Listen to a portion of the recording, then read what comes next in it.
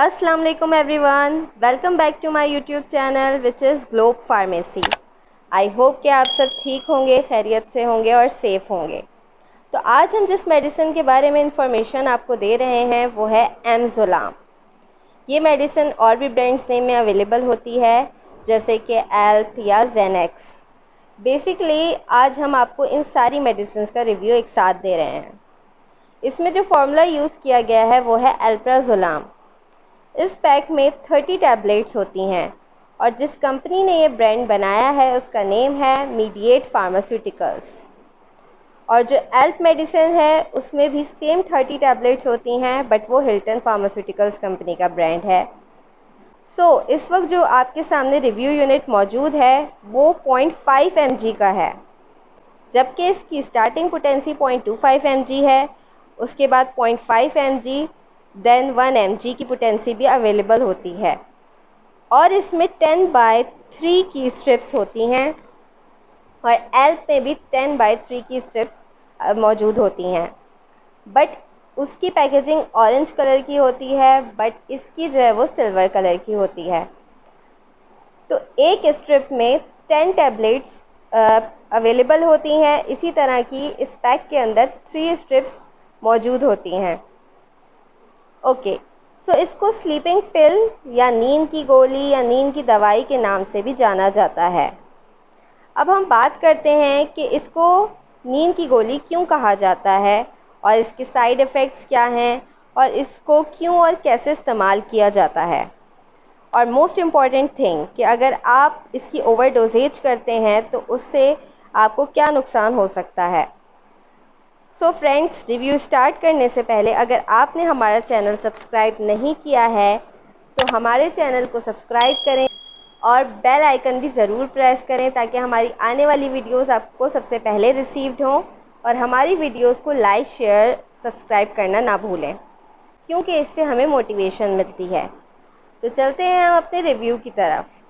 आज हम जिस मेडिसिन का रिव्यू कर रहे हैं वो है एमज़ोलाम या एल्प या जेनेक्स। दोनों का फार्मूला सेम है, दोनों के यूजेस और साइड इफ़ेक्ट्स भी सेम हैं। बस इसका डिफरेंस ये है कि दो अलग अलग कंपनी की प्रोडक्शंस हैं, इसलिए इनके ब्रांड नेम्स मुख्तलिफ हैं, बाकी सब कुछ सेम है। ओके, तो देखते हैं कि इस टैबलेट को क्यों यूज़ किया जाता है। वो लोग जो एंजाइटी और पैनिक डिसऑर्डर या किसी भी स्ट्रेस या डिप्रेशन में मुब्तला होते हैं, तो ऐसी कंडीशंस को ट्रीट करने के लिए इस मेडिसिन को यूज़ किया जाता है। ये मेडिसिन जिस क्लास से बिलोंग करती है उसे बेंजोडाइज़ेपीन्स कहते हैं, जो हमारे दिमाग और सेंट्रल नर्वस सिस्टम पर इफ़ेक्ट करती है और हमें सुकून और नींद के तौर पर उस एंजाइटी, पैनिक डिसऑर्डर या स्ट्रेस की कंडीशन से निकालने के लिए या पेशेंट को उस कंडीशन से डाइवर्ट करने के लिए रिकमेंड की जाती है। ओके, तो अब बात करते हैं एंजाइटी क्या होती है। एंजाइटी डिसऑर्डर ऐसी कंडीशन होती है जिसमें आपका दिल बहुत बेचैन हो जाता है, आप बहुत ज़्यादा स्ट्रेस फील करते हैं और डिप्रेशन में जाने लगते हैं। ये शॉर्ट टाइम के लिए होता है, लेकिन ये कंडीशन ऐसी होती है जिसमें आपका माइंड बिल्कुल डाइवर्ट नहीं हो पाता और आप जिस वजह से भी स्ट्रेस होते हैं आप उसी के बारे में सोचते रहते हैं। तो ऐसी कंडीशंस में इस मेडिसिन को, एमज़ोलाम को रिकमेंड किया जाता है। दूसरा होता है पैनिक डिसऑर्डर, जिसमें आपको बहुत ज़्यादा घबराहट होती है और आपको जिस वजह से भी स्ट्रेस होता है आप उसके बारे में बहुत ज़्यादा सोचने लगते हैं, बहुत ज़्यादा ओवर थिंकिंग करने लगते हैं, आपको डर भी महसूस होता है और आपको इस कंडीशन में मूड स्विंग्स भी बहुत होते हैं। आपको हर छोटी छोटी बात पे गुस्सा आने लगता है, क्योंकि आपकी सडन फीलिंग्स आपकी कंट्रोल में नहीं होती और आपको नींद भी नहीं आती। तो जब तक आप जागते रहते हैं आप उसी हालत में मुब्तला रहते हैं, उसी चीज़ के बारे में आप सोचते रहते हैं।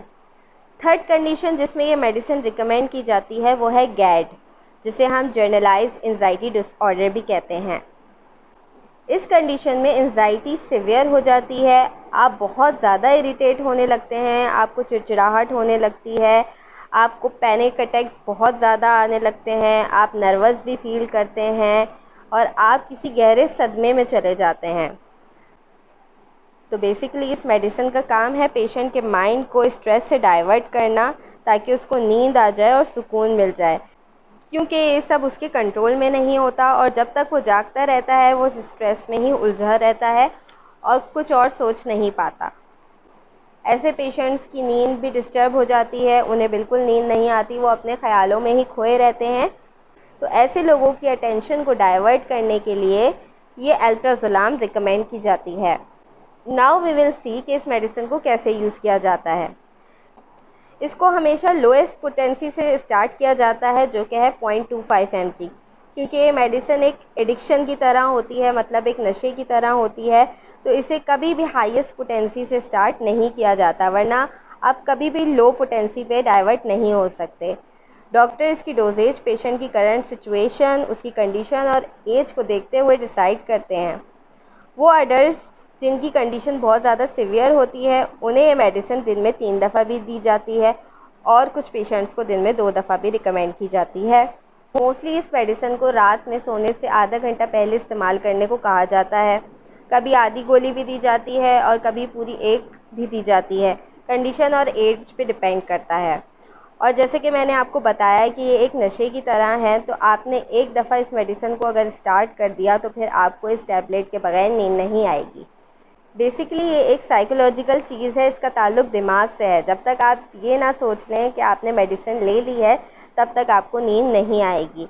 आप इस टैबलेट को एक टेम्परेरी नशा कह सकते हैं। जो एक बार इस मेडिसिन को यूज़ करना स्टार्ट कर देता है वो लगातार इसे यूज़ करता रहता है और बाज़ औक़ात इसकी पोटेंसी उसे बढ़ानी भी पड़ती है। इसी वजह से ये मेडिसिन आसानी से नहीं मिलती और ये मेडिकल स्टोर्स पे अवेलेबल भी नहीं होती, क्योंकि जो उनके पास लाइसेंस होता है वो बी कैटेगरी का होता है, तो उन पे कुछ रेस्ट्रिक्शंस होती हैं, उन्हें हर मेडिसिन रखना अलाउ नहीं है।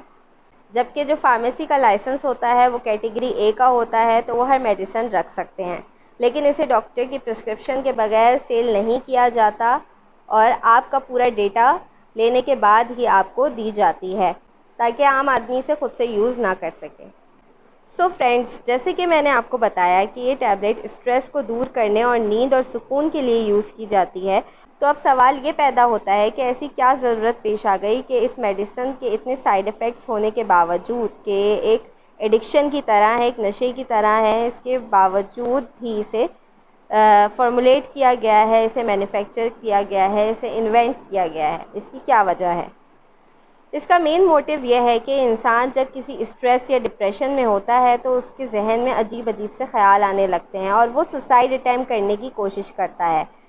इसका मेन मोटिव यह है कि इंसान जब स्ट्रेस या डिप्रेशन में होता है तो उसके जहन में अजीब अजीब से ख़्याल आते हैं और वो सुसाइड अटैम्प्ट करने की कोशिश करता है, क्योंकि उसके बस में नहीं होता, वो इस हद तक डिप्रेस्ड हो जाता है। तो इस कंडीशन से और इंसान को सुसाइडल अटैम्प्ट से बचाने के लिए इस मेडिसिन को मैन्युफैक्चर किया गया है।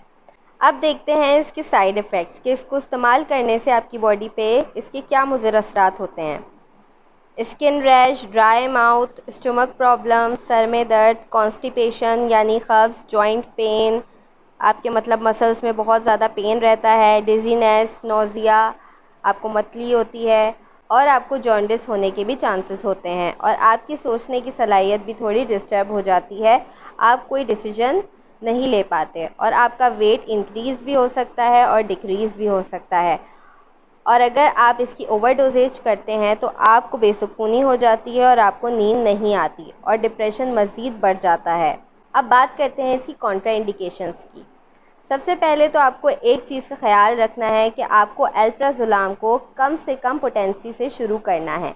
अगर आप शुरू में ही इसकी हाईएस्ट पोटेंसी यूज़ करेंगे तो आपको लोएस्ट पोटेंसी पे आना मुश्किल हो जाएगा और ये एक एडिक्शन की तरह है, एक नशे की तरह है, जिसको आप कंटिन्यूसली यूज़ करते रहेंगे, वरना आपको इसके बगैर नींद नहीं आएगी। और क्योंकि ये नींद की गोली है तो ये ड्राइवर्स को या जिनको मेडिसिन लेने के 6-7 घंटे बाद ड्राइविंग करनी है तो उनको रिकमेंड नहीं की जाती।